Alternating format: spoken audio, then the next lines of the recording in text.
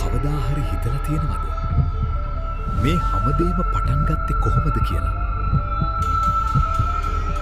අද අපි යන්නේ කාලය හරහා ගමනක්. විශ්වයේ උපත සොයා යන මහා අසිරිමත් ගමනක්. So bright, it's hard to breathe, but that's alright. Hush.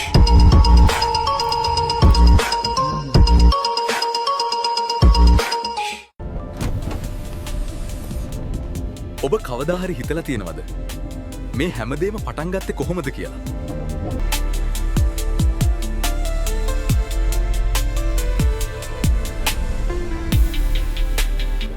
මේ මහා විශ්වයේ රහස් සොයා යන ගමනේදී අපි හැමෝම තරුදූවිලි වලින් නිර්මාණය වුණු අභ්‍යවකාශ ගවේෂකයන.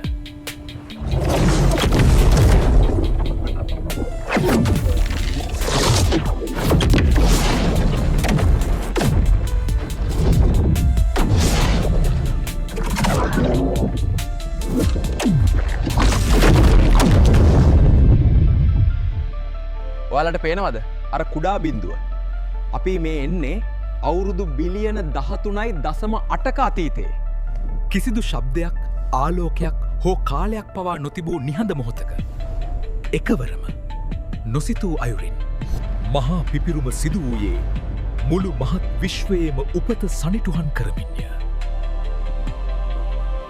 අපට අද පෙනෙන විශ්වය බිහි වුණේ පුංචිම පුංචි අණුවක තිබුණු අපිරිමිත ස්කන්ධයක් පුපුරා යාමෙන් කිව්වොත් ඔබට පුදුම හිතෙවි.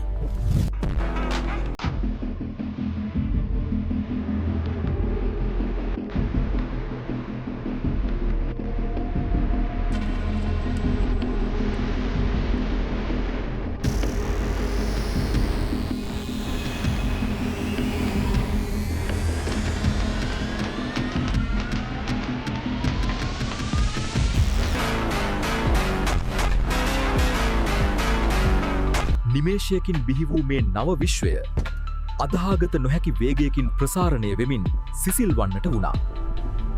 ඒ උණුසුම් අන්ධකාරය තුළින් පදාර්ථයේ මූලිකම අංශු වන ප්‍රෝටෝන සහ නියුට්‍රෝන සිය ගමන් මඟ ආරම්භ කළා. කාලයත් සමග විශ්වය තවදුරටත් සිසිල් වෙද්දී මේ අංශු එකිනෙක බැඳී හයිඩ්‍රජන් සහ හීලියම් පරමාණු බිහි වුණා. එය අන්ධකාර යුගයේ අවසානයි. විශ්වයේ ප්‍රථම තරුදල්වන්නට අවශ්‍ය අමුද්‍රව්‍ය සූදානම් වුණා. ගුරුත්වාකර්ෂණයේ ප්‍රබල බලය නිසා මේ පරමාණු යෝධ වලාකුළු ලෙස ඒකරාශී වුණා. ඉන්පසු ඒ අසිරිමත් වලාකුළු තුළින් පළමු තාරකාවන් සහ මන්දාකිනිවල විචිත්‍රවත් රටා මැවෙන්නට පටන් ගත්තා.